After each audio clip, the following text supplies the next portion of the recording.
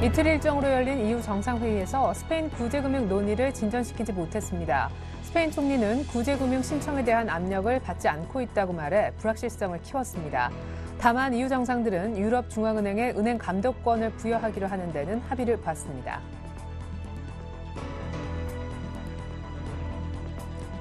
라호이 스페인 총리가 이끄는 집권 여당인 스페인 국민당이 갈리시아 주 지방선거에서 승리한 것으로 알려졌습니다.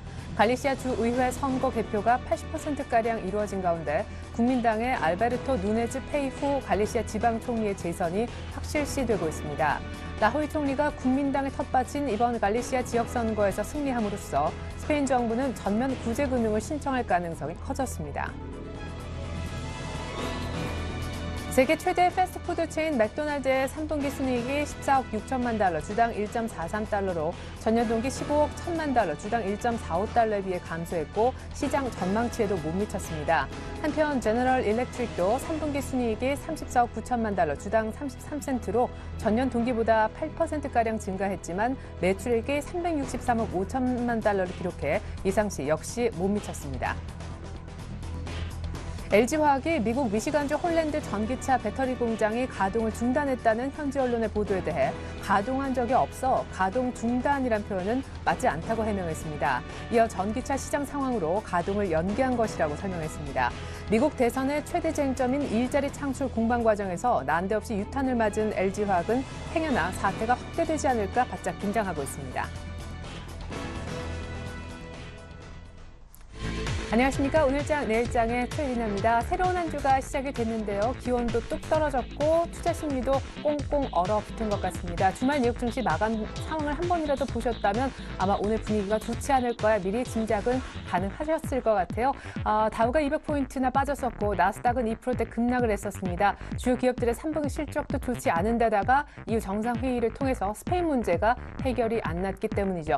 우리 코스피도 1910선 뚝 떨어져 출발했었는데 저가 매수가 들어오면서 현재는 1940부근까지 올라왔습니다. 코스닥은 아예 플러스 전환했는데요. 코스피 쪽부터 흐름 체크해 보시겠습니다. 네, 연기금의 매수가 여전하고 개인으로부터 1,500억가량의 돈이 들어오고 있습니다. 외국인들이 현물을 사주진 않지만 선물에서 현재 5,500계약 이상 매수가 잡히고 있습니다. 투신권은 지난주 후반에 조금 샀었는데요. 오늘은 다시 한번 순매도로 돌아서서 조금은 아쉬움이 남는 대목입니다. 하지만 장중 지금 낙폭을 한 30포인트가량 당겼다. 이렇게 보시면 됩니다. 자, 이번에는 코스닥의 흐름을 한번 볼까요? 점점점 낙폭을 줄이는 과정 보고 계십니다. 잘하면 상승 전환까지 할 수 있을까요? 자, 코스닥은 이미 플러스를 보여주고 있습니다. 기관 중심의 외국인 쌍끌이 매수가 들어오고 있는데요. 520선 이미 찾아서 521.45선까지 올라왔습니다. 역시 개인은 매도하지만 기관 중심의 외국인 매수세가 코스닥 쪽에는 들어가고 있습니다. 자, 이어서 외환 시장으로 한번 가보죠. 자, 우리 원달러 환율이요. 스페인 이슈 관련해가지고 사실 어떻게 움직일까 굉장히 귀추가 주목됐었는데 오늘 드디어 원달러 환율은 8거래일 만에 오릅니다. 1원 이상 올라서 1,104원 정도, 1,104원 50전 정도의 움직임이 보여지고 있습니다. 네, 이어서 오늘자 내일장 1부에서 준비한 소식을 보여드립니다. 화면 보실까요? 네, 대신증권 최진 책임연구위원부터 만나보겠습니다. 주요 기업들의 실적 악화와 북한발 지정학적 리스크까지 겹쳐 오늘 투자 심리가 많이 위축돼 있는데요. 언제까지 이런 분위기 지속될까요? 알맹이 없었던 EU 정상회담 향후 이슈로는 무엇이 남았는지, 이번 주 각국의 3분기 GDP 발표가 반등 모멘텀 되어줄지 크게 세 가지 이슈 챙겨보겠습니다. 계속해서 우리 투자증권 양산지점 김민규 차장님도 만나볼 텐데요. 미국 주요 기업들의 실적이 줄줄이 쇼크 수준으로 나오고 있죠. 이번 주 애플 등이 분위기 반전 줄까요? 만약에 개별주 장세가 계속된다면 기관 수급이 확실히 살아있는 종목은 무엇일지 포트 차원에서 공개 받아볼게요. 그리고 주간 단위 수익 5% 이상 낼 수 있는 공략 종목 재닉입니다. 동양증권 부평지점 박현상 대리의 가격 설명까지 들어보겠습니다. 끝으로 텐스탁의 이정인 팀장님과 마감 전략 짤 텐데요. 대내외 악재가 겹친 증시, 이번 주 주목해야 될 일정과 전망은 지금은 대형주를 저가 매수할 수 있는 절호의 찬스일까요? SK하이닉스, 멜파스, 이오테크닉스 등의 보유 혹은 관심을 갖고 계십니다. 포트 전략도 종목별로 꼼꼼하게 받아보겠습니다. 먼저 여의도로 나가겠습니다. 오늘 대신증권의 최진 책임연구원부터 만나볼게요. 안녕하세요. 네, 안녕하십니까. 일단 글로벌 증시 급락세 커플링이 좀 됐다가 많이 낙폭을 빠르게 줄여주고 있네요. 네, 일단은 오늘 기술적으로 봤을 때는 200일선 회복에 따른 그 장중 낙폭을 좀 축소하면서 일단은 그 장 초반 대비 상승폭이 좀 하락폭이 좀 둔화되는 모습입니다. 일단 지난주 글로벌 증시가 좀 약세 흐름을 보였었던 게 오늘 오전장에 약세 요인으로 좀 작용을 했었고요. 유럽에서 봤었던 그 유럽 EU 정상회담에서의 특별한 소식이 없었다는 점, 그리고 미국에서 예상 대비 실적이 상당히 좀 안 좋아오면서 또 투자 심리가 좀 계속 안 좋은 점이 국내 증시에 있어서 투자 심리 위축으로 좀 이어지고 있는 부분인 것 같습니다.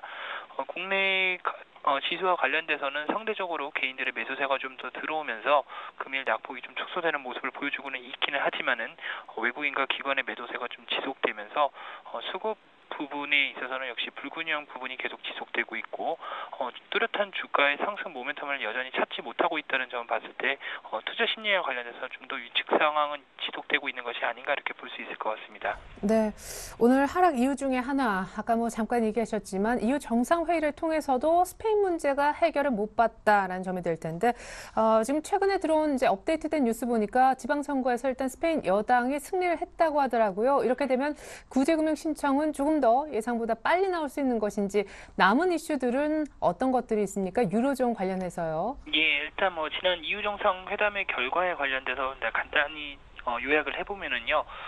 지난 6월 말 그 EU 정상회담 결과의 내용 중 일부를 좀 재확인하는 수준에 그친 것이 아니었나 이렇게 볼 수 있을 것 같습니다.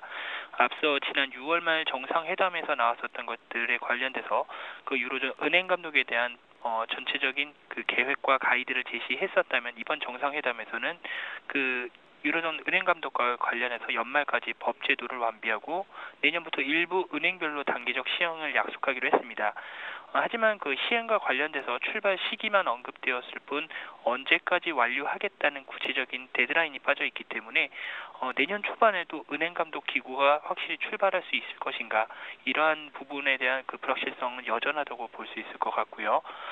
또 한 가지 부분은 말씀하신 바와 같이 그 21일 날 있었던 스페인 지방 선거에 관련돼서 일시적으로나마 좀 긍정적인 뉴스는 나온 것으로 판단되고 있습니다. 일단 스페인 구제금융 신청에 있어서 그 갈라시아 지방의 그 지방선거에서 집권 여당의 승리가 나온 것으로 지금 소식이 나왔었는데요. 일단 그 갈라시아 지방 같은 경우에서는 스페인 총리의 고향이자 그 전통적인 여당 우세 지역인데 이 부분에서 그 집권 여당이 패배할 경우 향후 집권 여당의 지지도가 약화될 수 있다는 우려가 있었습니다. 하지만 이번 선거로 인해서 일부 이런 우려는 좀 더 가라앉을 것으로 판단되고 있는데요.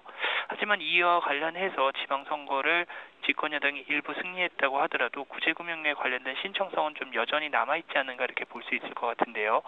일단 지난주에 있었던 무디스의 국가 신용등급 강등이 좀 유예된 점이 있었고요.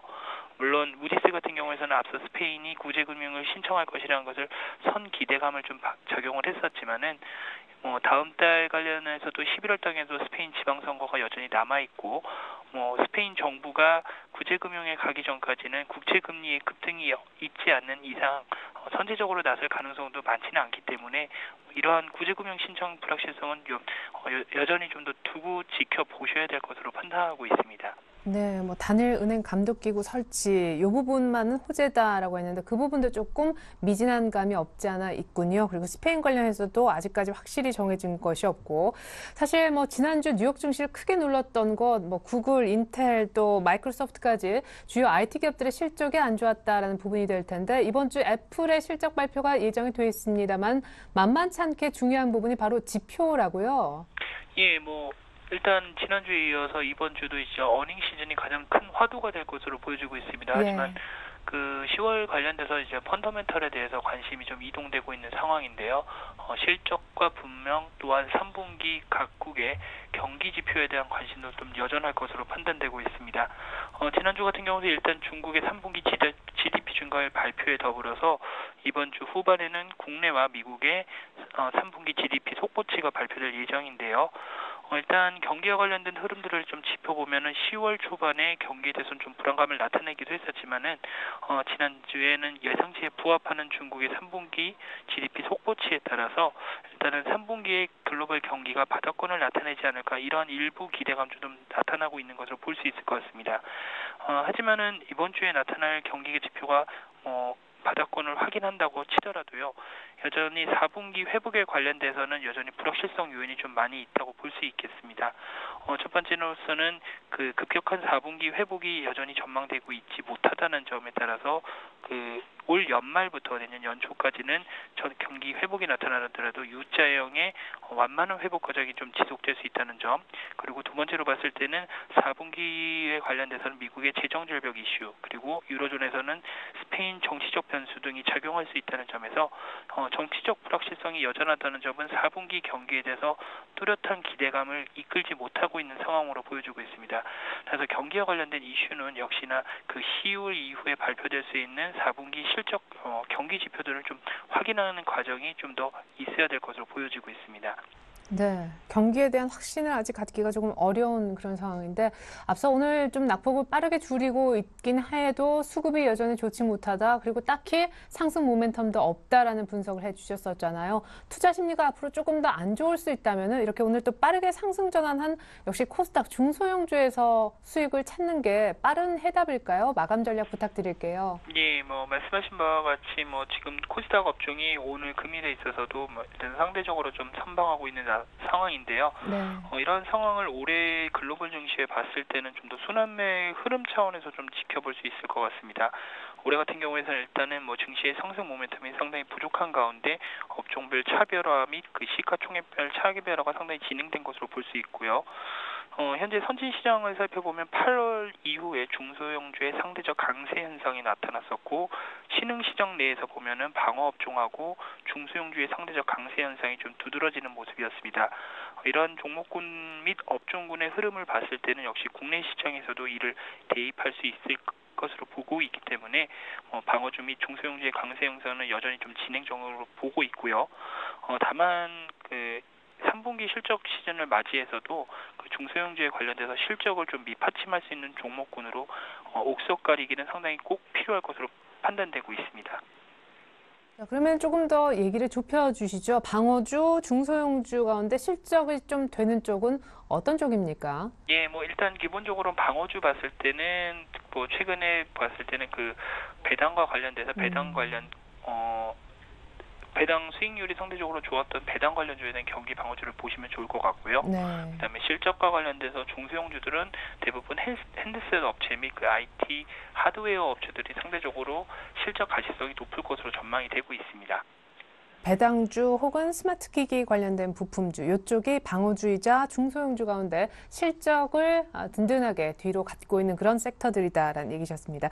결론까지 감사합니다. 대신증권 최진책임연구원과 함께했습니다. 두 분 말씀 잘 들었습니다. 네, 감사합니다.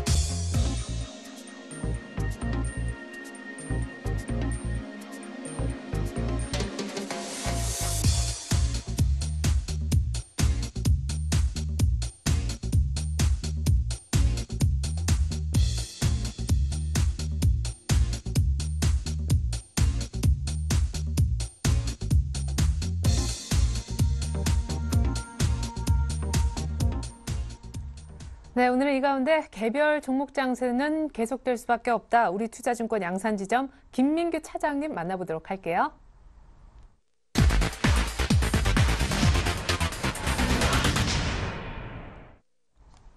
네, 차장님 안녕하세요. 안녕하십니까? 네, 사실상 지난주에 뜨문뜨문 이제는 대형주를 좀 보자 이런 의견도 주셨었는데 오늘은 다시 개별주 장세가 지속된다는 메시지를 주셔서 좀 혼돈스럽습니다. 전략 정리를 좀 부탁드릴게요. 종합적으로요. 예, 저번 주에는 일단은 대형주에도 조금 관심을 가져볼 만하지 않겠나고 생각을 예. 했는데 어저께 그 다우지수 폭락하는 걸 보고 좀 생각이 많이 바뀌었습니다. 그리고 보시면 아시겠지만 미국 기업들의 실적이 생각보다도 더 안 좋게 나오는 추세가 계속적으로 이어지고 있어서 전 당분간 이렇게 갈 수밖에 없다고 생각을 하고요. 이번 주에도 역시 개별 종목 장세로 결국 시장의 움직임이 나올 것이라고 일단 생각이 됩니다. 일단 아시다시피 EU 정상회담에서 은행권 감독권에 대한 이야기를 제외하고는 예상했다시피 별다른 이야기가 나오지 않은 점과 일단 스페인 관련해서 구제금융 신청에 대한 이야기가 구체적으로 나오고 있지 않다는 점이 부담스러운 모습으로 작용을 하고 있고요. 앞서 말씀드렸다시피 미국 시장 관련해서도 기업들의 실적이 예상치를 밑돌고 있는 가운데 IT 관련 기업들을 중심으로 해서 안 좋은 모습을 보여주고 있기 때문에 상대적으로 안 좋을 것이라 일단 생각을 하고 있고요. 이번 주에 발표될 예정인 기업들의 실적, 즉 캐터필러라든지 야후, 페이스북, AT&T, 보잉, 그리고 25일에 있을 애플과 같은 실적들도 결국에는 일단 시장 예상에서는 안 좋을 것이라고 일단 입을 모으고 있다는 점에서 당분간은 개별주의 장세를 이어갈 수밖에 없다고 생각하고 있습니다. 덧붙여서 최근에 보시면 오바마와 롬니의 초박빙 승부가 일단 펼쳐지고 있는데요. 23일에서 24일 예정인 FOMC 회의에서도 이와 같은 사례를 들어서 별다른 이야기가 나올 것 같지 않다는 점도 일단 개별주가 좀 더 갈 거라는 점에 일단 주목을 하셔야 될 것 같습니다. 예, 그렇군요. 일단 스페인의 불확실성도 있고 이번 주 수요일 날 예정돼 있는 FOMC 회의에서도 뭔가 별다른 얘기가 없을 것 같다라고 하셨는데 개별주를 보자 하는 이유 중에 하나가 IT 미국 기업들의 실적 부진을 꼽아주셨습니다. 그렇다면 포트에서 지금까지 강조해 주셨던 IT 종목은 싹 이제는 안 봐야 되는 것인지 포트 공개 부탁드릴게요. 예, 지금 전기전자하고 중국 화학, 세일가스 관련주 해가지고 포트를 올려놓은 상태인데요. 네. 지금 포트 속에 있는 종목들이 좀 많이 바뀌었습니다. 지금 보시면 일단 자화전자하고 ELK, 인터플렉스, LG 디스플레이를 전기전자 쪽으로 좀 넣은 상태인데요. 지금 보시면 전기전자라 하더라도 지금 결국에는 스마트폰 관련한 주식들은 여전히 좀 괜찮을 거라 생각을 하고 있습니다. 지금 스마트폰 관련해가지고 제가 제시해드린 자화전자라든지 ELK, 인터플렉스, 아이폰과 관련한 LG 디스플레이 같은 경우에는 수급도 상당히 양호한 상태이기 때문에 이런 주식에 대해서는 조금 더 매입을 하셔도 충분히 괜찮다고 생각을 하고 있고요. 중국 관련 주식들은 역시 옥석을 좀 가려야 되는데 제가 보기에는 저번에 말씀드린 오스템 임플란트와 코스맥스가 가장 좋다고 일단 생각이 듭니다. 셰일가스 관련 주식 역시 10% 정도로 보고 있는데요. 셰일가스 관련해서는 좀 종목을 늘렸습니다. 최근에 지금 셰일가스 관련들이 주식들이 좀 주춤한 상태인데요. 저는 오히려 이때가 좀 더 매입을 할 수 있는 절호의 기회라고 생각을 합니다. 그래서 한국카본하고 화인텍, DK락, 성강밴드, 대우인터내셔널과 같은 수급이 괜찮은 종목들에 있어서는 계속적으로 매입을 좀 관심을 가져볼 필요가 있다고 생각이 들고 있습니다. 예, 그렇군요. 그러면은 그 사이에 비는 공간은 뭡니까? 스마트폰 IT 대기업들의 실적은 안 좋아짐에도 불구하고 스마트폰 부품주는 괜찮다라는 그 중간에 비는 논리는요. 일단 애플 쪽에 이제 아이패드 출시 얘기도 나오더라고요. 23일인가요? 예, 과거에 보시면 대기업 지금 그러니까 애플 같은 경우에는 일단 갑의 관계가 많이 이루어졌는데요. 지금 낸드 플래시 같은 경우에는 이제 갑의 관계가 좀 깨지고 있는 상태입니다. 즉 옛날에 갑과 을의 관계에서 일방적으로 부품 회사들이 좀 그 가격에 있어서 손해를 봤다면 최근에는 지금 스마트폰 관련해서 다양한 제품들이 나오고 있고 태블릿 PC 관련해서 다양한 제품들이 나오고 있는 상태이기 때문에 관련 기업들의 실적이 안 좋더라도 이런 다양한 상품들이 많이 나온 상태에서 관련 부품을 공급하는 회사 입장에서는 상당히 좋을 거라고 생각하기 때문에 전기전자 관련해서는 이런 종목들을 계속적으로 올리고 있습니다. 예, 그렇군요. 전기전자 지금 비중, 스마트폰 관련주 비중이 가장 크신데요. 아까 하셨던 얘기 중에 조금 더 궁금한 것은, 일단 시장에 대한 포커스를 어디에 맞추시냐 하는 점입니다. 일단 스페인도 쳐다보니까 조금은 실망스럽다라는 쪽으로 얘기를 하셨는데, 지방선거 같은 경우는 지금 여당이 이겨서 곧 구제금융을 신청하면 요거도 호재가 되지 않을까? 오히려 이제 조금 기대가 되는 부분이거든요. 뉴욕 증시 끝날 때까지만 해도 이 지방선거 뉴스는 없었었잖아요. 네, 구제금융 관련해가지고 지금 얘기가 나오고 있는데 지금 선물 보시면 S&P 선물이라든지 나스닥 선물 같은 경우에는 오르는 폭이 상당히 작습니다. 예. 그리고 지금 스페인이 구제금융 신청하기에는 조금 좀 시기가 좀 약간 엇갈리고 있는데, 왜냐하면 지금 스페인하고 이탈리아, 채권 같은 경우에는 금리가 계속적으로 내려가고 있는 상태입니다. 그런데 내려가고 있는 상태에서 굳이 지금 돈을 달라고 손을 벌리는 거는 좀 말이 안 맞다고 생각이 들기 때문에 네. 조금 더 시기가 필요하다고 저는 생각이 듭니다. 금리가 뛰어야 우리가 구제금융을 할 거다 이렇게 전제 조건에 대해서 얘기를 했었었는데요. 금리가 이제 미리 내려버리고 있어서 구제금융 신청할 이유가 하나도 없군요. 그러면 이번 주 나올 애플의 실적 자체도 기대를 말아야 됩니까? 현재 예상치가 어느 정도로 안 좋게 나오고 있나요? 지금 애플 관련해서는 지금 그 애플을 가장 많이 팔고 있는 미국의 제1의 그 통신사가 있습니다. 거기서 예상 판매량이 지금 100만 대 정도로 예상했는데 지금 나와 있는 건 65만 대 정도로 나와 있습니다. 그렇기 때문에 실적이 저는 좋다고 생각을 하지 않고 있고요. 그렇다고 해서 지금 애플이 만들고 있는 새로운 신제품에 대해서도 실적이 안 좋느냐, 그건 아닌 것 같고요. 지금 전체적으로 보면 애플5에 대한 실적은 분명히 안 좋은 것 같은데, 다시 나올 수 있는 태블릿 PC 종류에는 또 실적이 좀 괜찮을 거라고 일단 생각이 들고 있고요. 캐터필러라든지 야후, 페이스북, AT&T, 보잉 같은 기업들은 좋은 실적을 기대하기 힘들 것 같습니다. 캐터필러 같은 경우에 특히 저희가 두산중공업, 두산 인프라화하고 많이 연관이 돼 있는데, 이 기업도 보면 지금 중국에서 상당 부분 고전하는 걸로 나와 있습니다. 그래서 지금 전체적으로 보면 미국 주요 기업들의 실적이 안 좋기 때문에 연결해서 저희 나라 대기업 코스피 지수도 그렇게 좋을 거라고 저는 생각하지 않습니다. 예, 그렇군요. 자, 그러면 스페인도 그렇고 이제 미국 쪽의 기업들도 역시 기대를 조금 낮게 하시는 부분이다라는 추가적인 설명을 좀 들어봤었고, FOMC는 왜 그래요? 지난달에 이미 QS3에 관련된 모든 내용들을 거의 다 얘기했다고 보시나 봐요. 예, 지금 제가 계속 선거 관련해서 얘기를 계속 드리고 있는데요. 미국도 선거에서 이기는 쪽이 모든 것을 다 가지는 그런 구조입니다. 어떻게 보면. 그렇기 때문에 지금 선거에서 과거에 오바마가 롬니 후보의 그 첫 번째 방송 토론에서 한 4포인트 내지 한 5포인트 정도에서 뒤졌지 않습니까? 근데 2차 방송에서는 반대로 역전을 한 상태입니다. 근데 그걸 1, 2차를 놓고 보면 초박빙 상태인 상황에서 지금 FOMC가 정치적인 발언이 좀 섞여 있는 경제적인 이야기를 한다는 거는 좀 버냉키 연준 의장의 입장에서는 좀 어렵지 않겠나 해서 저는 그렇게 생각하고 있습니다. 예, 그렇군요. 이렇게 커다란 대선이라는 변수 앞에서 아마 버냉키라고 뭔가 입을 쉽게 열 수 있는 구조는 아닐 것이다. 아까 1, 2차 때 엎치락뒤치락 지지율이 있었었다고 했는데 지금은 47% 정도 동률 지지율인 걸로 알고 있습니다. 오늘 밤에 3차 TV 토론이 예정돼 있다는데 사실인가요? TV 토론회를 보면 결론적으로 얘기하면 저희 선거하고 많이 틀린 구조인데요. TV 토론에서 나오는 승률이라든지 그 점유율이 상당 부분 선거에 많이 개입을 합니다. 즉 비슷하게 많이 나오는 경우가 많기 때문에 여기서 총력전을 편다는 얘기를 많이 드리고 있는데요. 여기서 보시면 아시겠지만 결국에는 방송에서의 승부가 결국에는 선거까지 이어질 수 있기 때문에 전체적으로 이 부분을 가장 저는 주목하고 있습니다. 예, 스페인보다도 또 기대별로 할 수 없는 미국들의 기업 실적보다도 오히려 미국 대선에 굉장히 중요한 사인을 보여주는 3차 TV 토론 관련한 지지율을 좀 체크해야 된다는 얘기셨습니다. 아까 당분간은 개별 종목 장세로 갈 거다라고 했는데 아까 또 다른 메시지 옆에 보니까 기관의 수급이 들어가는 종목, 왜 그 중소형주 고르는 기준이 수급, 특히나 기관이어야 하나요? 지금 보시면 기관들이 수익률 게임을 하고 있다는 건 누구나 알고 있다고 생각을 합니다. 그런데 시장에서 외국인들은 좀 발을 빼는 분위기죠. 즉 네. 매도를 하는 쪽으로 좀 치우쳐 있는 상황에서 기관들은 수익률을 거둬야 되는데 기관들이 단기간에 돈을 부어서 벌을 수 있는 주식은 저는 한정적으로 되어 있다고 생각을 합니다.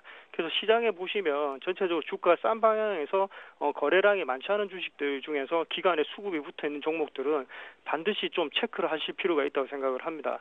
예. 자, 아까 조금 전에 빠르게 포트가 나갔는데 아까 종목이 너무 많아가지고 특히나 쉘가스 추가한 종목까지 이렇게 못 받아 적은 분들도 계실 것 같아요. 포트 또 업종 종목까지 다시 한번 간단하게 정리 부탁드릴게요. 예, 지금 스마트폰 관련해서는 지금 제가 전기전자를 20% 정도 했는데 일단은 자화전자하고 ELK 그리고 인터플렉스, LG 디스플레이 정도로 들 수 있습니다. 이 종목들의 특징을 보시면 일단 기술에서는 하이엔드 기술을 가지고 있다는 게 특징이고요. 두 번째로는 수급에 상당히 좀 탄탄한 수급을 보여주고 있는 상태입니다. 물론 외국인이 빠져나가는 종목도 있겠지만 지금 최근에 그 수급 자체가 기관이 중심이 되는 수급이기 때문에 이 종목을 상당히 지금 강조하고 있는 상태고요. 제가 자화전자 ELK는 상당히 많이 간주했던 종목입니다. 예, 중국 관련해서는 역시 뭐 오스템 임플란트와 코스맥스가 되어 있는데 우리나라의 임플란트 시장 자체가 지금 500억에서 1000억 정도 사이로 알고 있는데요. 중국이 그거의 한 10배 정도 된다고 저는 생각을 합니다. 그렇기 때문에 오스템 임플란트는 성장으로서 가치 상당히 좋고 코스맥스 역시 아시겠지만 중국의 소비에 있어서 화장품 즉 이런 화장품을 한 명 정도만 쓰더라도 수급이나 파급 효과가 상당히 크겠죠. 그래서 이런 종목을 좀 관심을 많이 가지고 있고요. 그리고 세일가스 관련해서는 뭐 제가 한국화분은 화인텍을 주로 많이 얘기를 했는데 뭐 DK라든지 성강밴드 그리고 개발과 관련된 대우 인터내셔널 같은 경우에는 주가가 빠질 때마다 반드시 들어갈 필요가 있다고 생각이 듭니다. 네. 자, 그리고 아까 화학 관련해서는 얘기가 없으셨는데 화학 포트는 역시 뭐 LG화학, 호남, 금호석유 관심 가지시는 겁니까? 오늘 보니까 실적들이 쭉 나온 것 같던데요. 네, 일단 실적이 좀 뭐 안 좋게 나온 걸로 알고 있는데요. 지금 일단은 제가 지금 LG화학이라든지 지금 뭐 금호석유, 호남석유 같은 경우에는 지금 아시다시피 지금 들어가 있는 분들이 상당히 많기 때문에 계속 포트에 넣고 지금 뭐 관심을 가지라고 얘기를 하고 있지만 전체적으로 보면 화학주에서는 외국인이 들어오고 있는 상태입니다. 보시면 아시겠지만 LG화학 같은 경우에는 10월 10일부터 시작해서 오늘 10월 22일까지 대량으로 매입이 되고 있는 상태고요. 호남석유라든지 이런 종목들도 수급이 조금씩 살아나고 있는 추세이기 때문에 저가 매수에도 좀 좋은 기회가 되지 않나 싶어서 얘기를 드리고 있습니다. 예, 또 갖고 계신 분들, 또 소위 물려 계신 분들을 위해서 아직까지 수급이 좀 괜찮으니까 계속해서 보유 관점에서 일단은 포트에 빼놓지 않고 또 의리를 지켜주고 계시네요. 감사합니다. 우리 투자증권 양산지점의 김민규 차장님 포트까지 확인했습니다. 전략까지 잘 들었습니다. 감사합니다.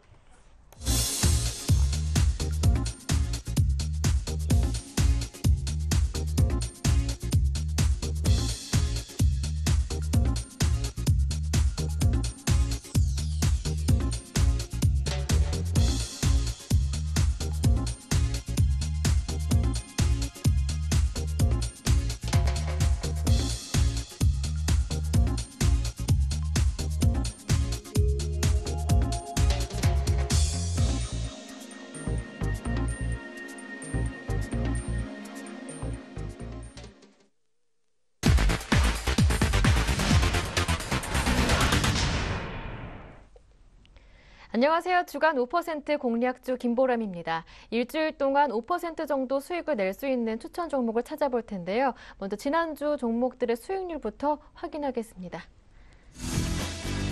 동양증권 박현상 대리의 이라이콤은 지난주 코스닥 시장 급락하는 가운데서도 그래도 매수가 지키면서 마무리가 됐습니다. JB스탁 이정복 대표의 에코프로는 놀랍게도 오늘 상한가로 급등하면서 목표가 넘어섰습니다. 수익률은 13%를 넘었고요. 반면 전진우 팀장의 인포피아는 손절가 아쉽게 터치를 했습니다. 하이투자증권 이기택 과장님의 레이제는 1% 정도, 그리고 HMC투자증권 박지훈 과장의 사마콘덴서 마찬가지로 1% 정도 손실입니다. 네, 오늘은 동양증권의 박현상 대리와 함께하겠습니다. 안녕하세요. 네, 안녕하세요. 네, 지난주 관심 종목이었죠. 이라이콤 결국 돌고 돌아서 다시 매수가 부근으로 왔는데요. 다시 한번 매수 기회라고 볼 수 있을까요? 예, 지난주부터 좀 말씀을 드릴 텐데 예. 시장 보시면은 좀 정신이 없었죠. 네. 일단 코스닥 시장에서 매매를 하신다면은 손절은 당연히 지켜야 된다 생각을 하고 있고요. 뭐 지금이라도 그 손절의 원칙을 깨신다는 분들 같은 경우는 매매를 접고 차라리 대형주로 매매하시는 게 좋을 것 같습니다. 그런 의미에서 이라이콘 같은 경우는 제가 지난주에 손절가를 15,000원으로 제시해드려서 말씀을 드렸죠. 그렇기 때문에 15,000원 깬 적이 없기 때문에 일단 보유하신 관점에서 계속 들고 가시는 전략 추천해드릴 수가 있겠습니다. 그 전주에 추천드린 종목이 아마 와이솔로 기억을 하실 텐데요. 이번 주 같은 경우에 손절을 저번주 터치를 안 했기 때문에 와이솔이 지금은 좀 그때 목표가까지 가 있기 때문에 일단은 추세가 살아있고 기간 수급이 들어오고 역시 시황에 맞는 수급이 들어오는 종목들 같은 경우에는 일단 손절가만 정해놓으시고 깨지 않는다면은 홀딩한 전략까지 같이 좀 이번 주에도 좀 강조를 시켜드리고 싶습니다. 바로 뭐 이번 주 종목을 같이 말씀을 드릴게요. 조금 오늘 입장이 좀 아쉽긴 한데 일단 제닉이라는 종목입니다. 아시다시피 뭐 방송에는 나온 지가 그냥 몇 달 정도 됐을 것 같은데 이 종목 작년부터 좀 매매가 되었었던 종목이고요. 국내 1위의 마스크팩 제조업체로서 아시죠? 하이미팩으로 가장 유명하다 보시면 될 것 같습니다. 최근에 차트를 보시면은 67,000 거의 7만 원대에서 지금 기관들 수급이 어그러지면서 계속 많이 빠졌는데 그 이유 자체는 마스크팩을 판매하는 홈쇼핑에서 계약이 어떻게 보면 좀 차질이 될 수가 있었다는 뉴스 때문에 좀 기관에서 매도가 나왔고요. 증거로 보시면은 지난주에 수급을 살펴보시면은 며칠이죠. 10월 10일부터 18일까지 지금 기관 수급이 계속 마이너스라고 보시면 될 것 같습니다. 다행히 지난주 금요일부터 수급이 돌아서 기관 수급이 들어오는 모습을 보이고 있고요. 제 자료를 좀 오늘 한 점심 전에 좀 만들었는데 좀 그 이후에도 계속 수급이 계속 들어오는 것 같아요. 그래서 오늘도 역시 들어오고 있고요. 매수가로는 금일 종가로 말씀을 드릴 수 있고 목표가로는 전 고점 부근의 좀 아래 부분인 65,000원 그리고 손절가로는 지금 61선이 맞닿아 있는 54,000원까지 같이 말씀드릴 수 있겠습니다. 아까 말씀을 안 드린 부분 중에서는 4분기 이후에는 이제 중공홈쇼핑 업체에서 이제 매출이 본격화될 예정이라서 일단은 수급이라든지 모멘텀이 같이 붙어 있는 종목. 하지만 역시 그 손절가는 정하셔서 매매를 하시는 게 가장 좋을 것 같습니다.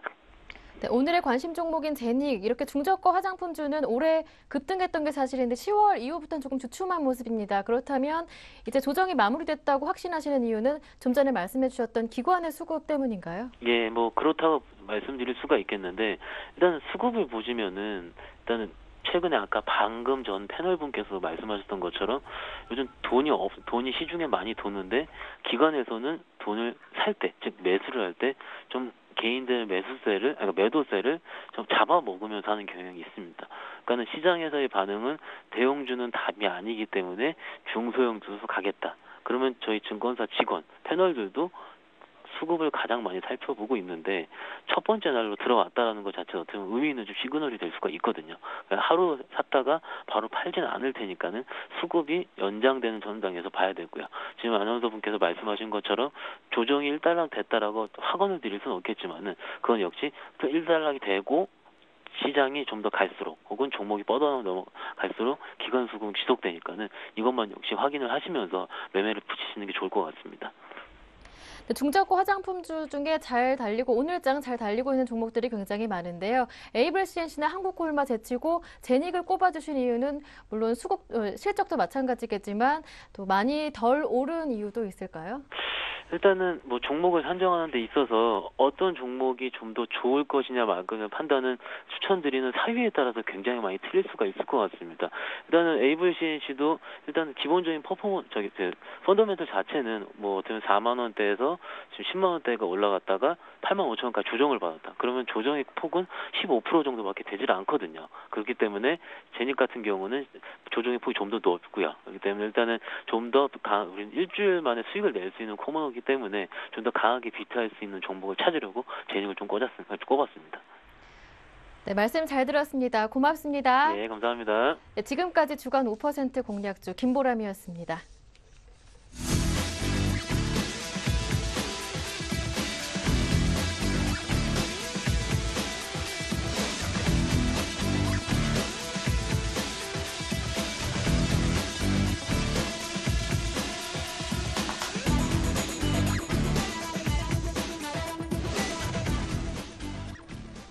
네, 오늘 굉장히 재밌는 장이 펼쳐지고 있습니다. 쉽게 오늘 오전장에서 시작할 때 낙폭과대 종목을 샀다면은 지금 많이 수익이 났을 수도 있겠다 싶을 정도인데요. 코스피는 1910선에서 출발했는데 지금 1941선까지 낙폭은 고작 2포인트밖에 되지 않습니다. 마감 전략 다시 한번 짜보죠. 텐스탁의 이정현 팀장님 모셔보겠습니다. 안녕하세요. 안녕하세요. 네, 오늘 뭐 시장이 빠지는 이유, 키워드라면 키워드를 실망으로 잡아야 될 것 같은데 미국 기업들의 실적도 실망, EU 정상회담도 실망, 그렇죠?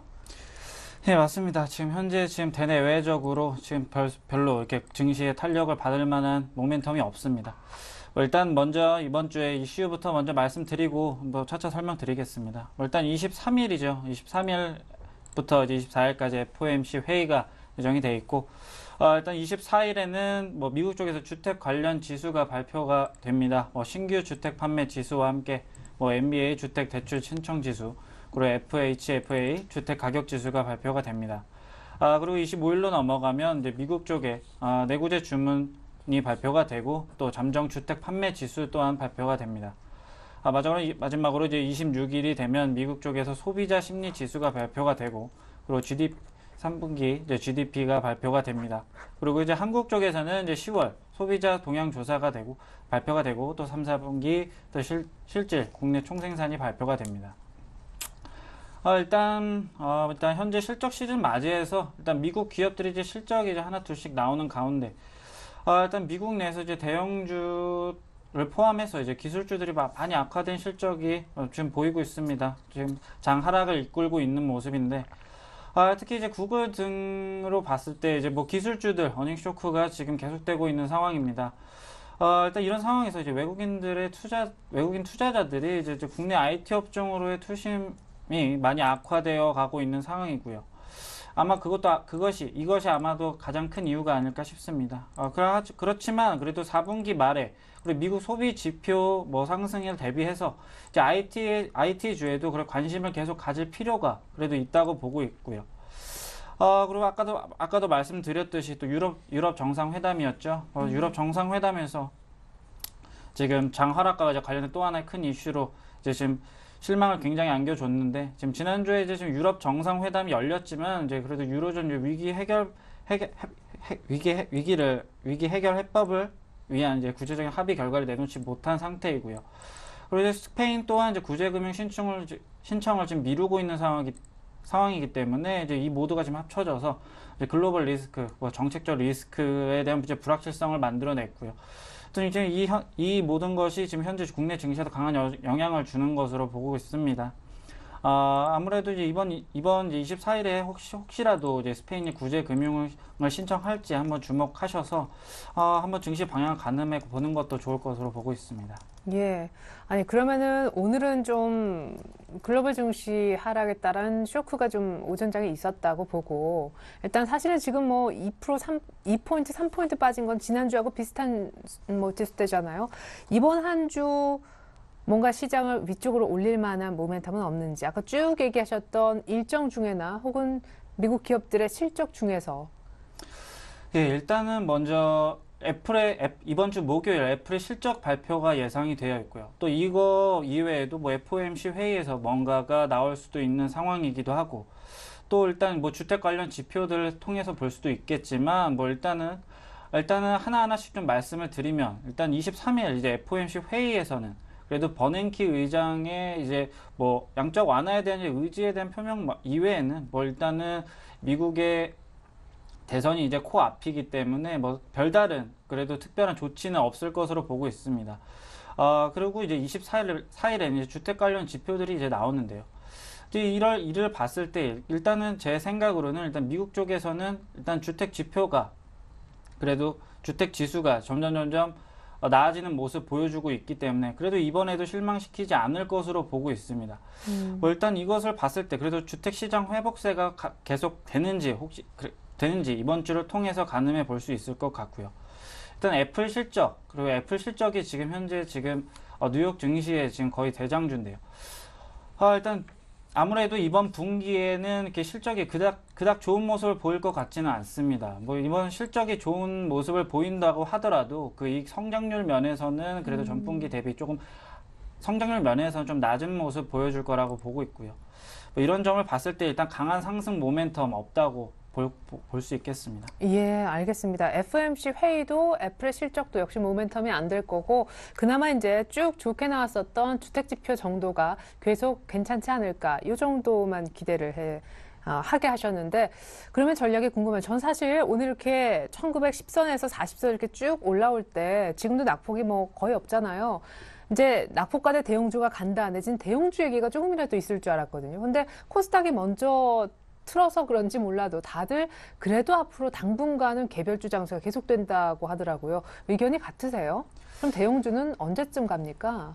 제가 보기에는 대형주도 역시 솔직히 그렇게 나쁘다고 보진 않습니다. 그렇다고 해서 중소형주가 또 유독 좋은 것도 아닙니다.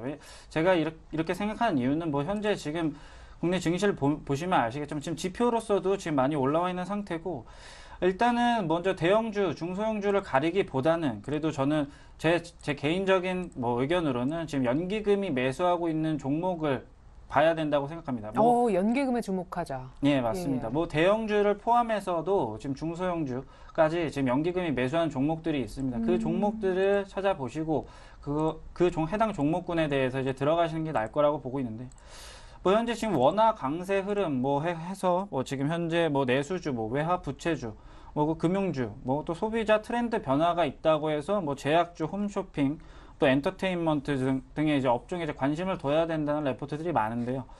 하지만 저는 지금 장세에서 방금 말씀드렸듯이 뭐 일단은 그런 업종에 대한 선택보다는 일단 연기금 수급을 일단 봐야 된다고 보고 있습니다.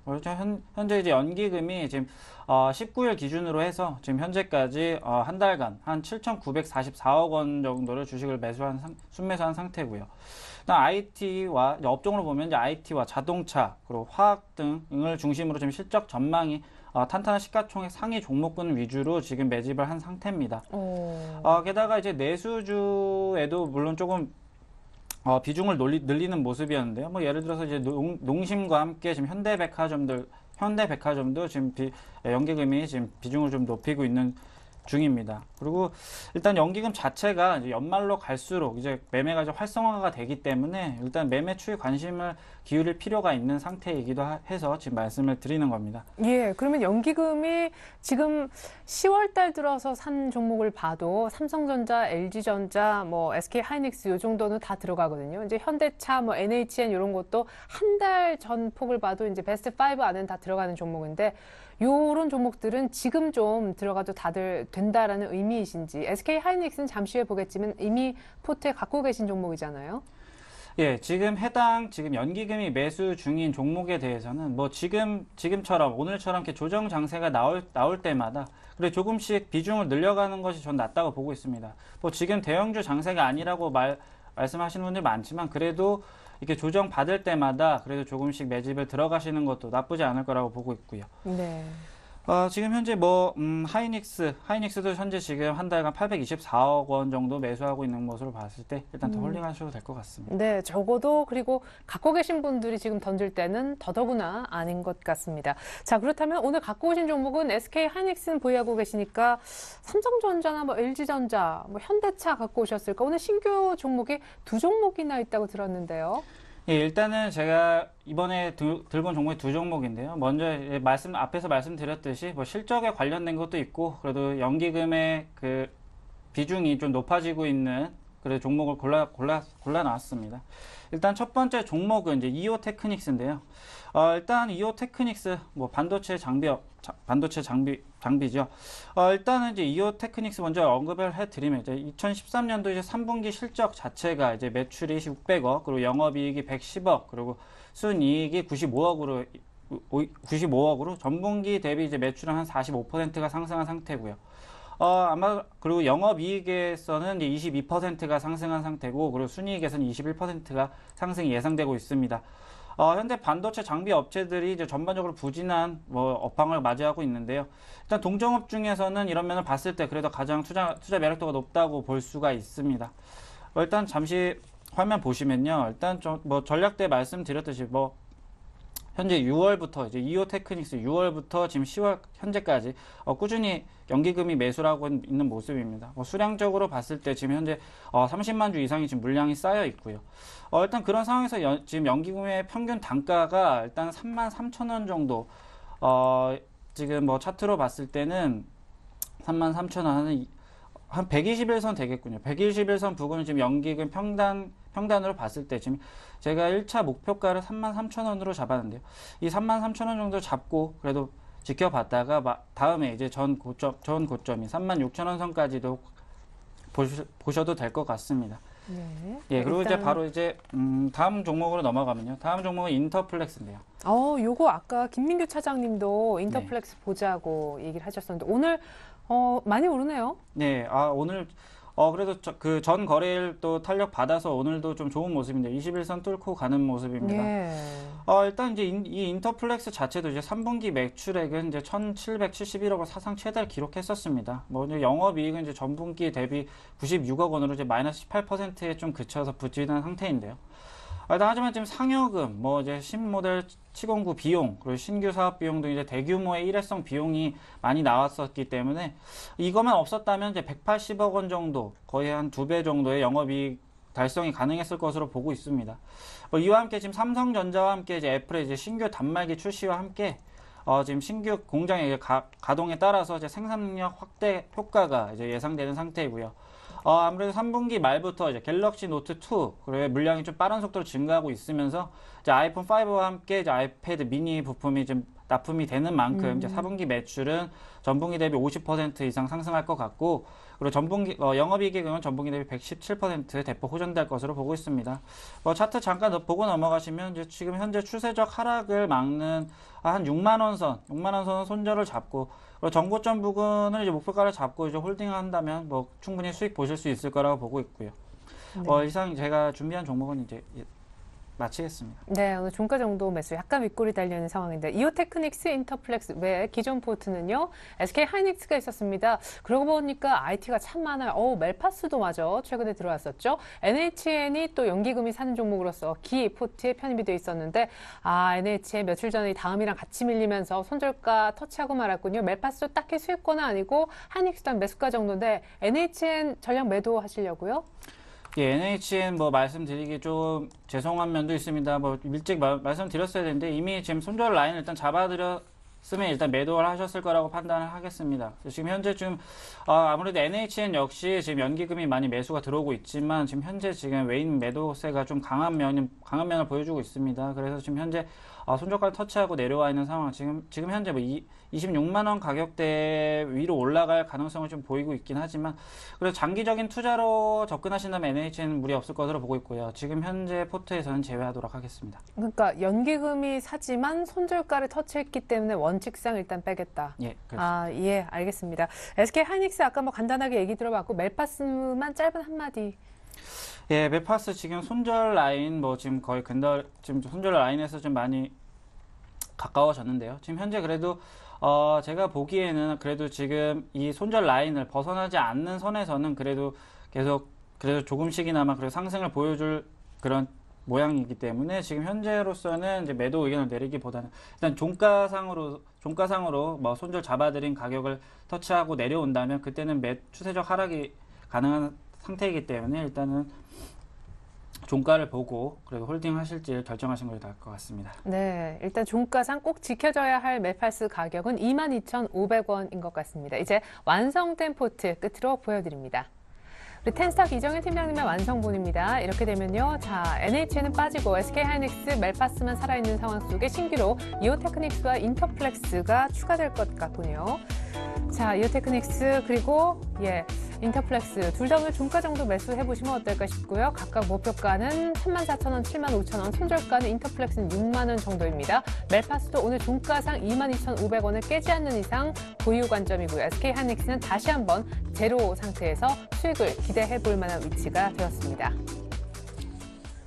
네, 지금까지 텐스탁의 이정현 팀장님과 함께 해봤습니다. 말씀 잘 들었습니다. 감사합니다. 네, 코스피 오늘 상승 반전까지는 너무 욕심일까요? 1940은 지켜질 것도 같습니다. 전 잠시 후 종가 들고 오늘장 내장 2부로 다시 옵니다. 고맙습니다.